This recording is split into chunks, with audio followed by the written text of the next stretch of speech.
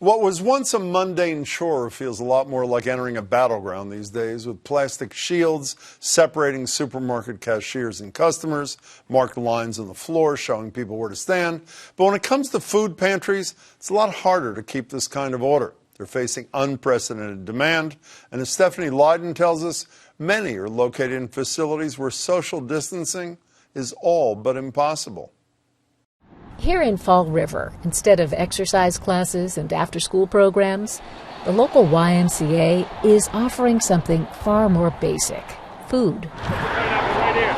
For the first time, the Y launched a food distribution center. 2 weeks ago, so many people showed up, the food ran out. Last Saturday, the day before Easter, there was a lot more food, and people, hundreds, came by car and on foot. In a matter of hours, volunteers handed out enough to feed close to 1,000 people. We're definitely trying to fill a need that, is unable to be filled as it normally would. More than getting food, the challenge is keeping people who distribute and receive it safe.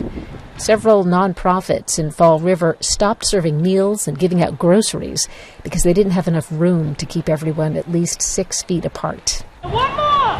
The YMCA stepped in because this parking lot is ideal for what's become a preferred method of meal distribution: grab and go.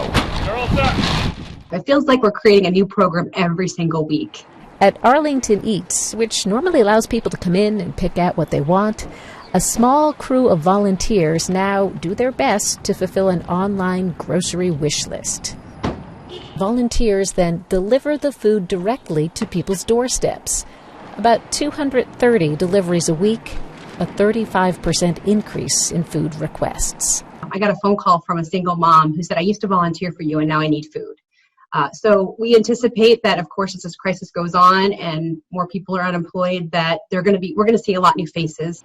That's also the prediction from the Greater Boston Food Bank, which supplies much of the food distributed to people in need across eastern Massachusetts. I'm fairly convinced that we will be in this response for quite some time, and that this really extreme high may level here, but it's not going to go back down here.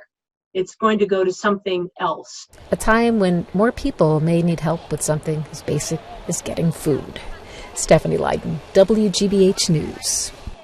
With 300,000 people filing for unemployment so far in Massachusetts, and even more expected in the weeks ahead, that demand at food pantries is only likely to go higher.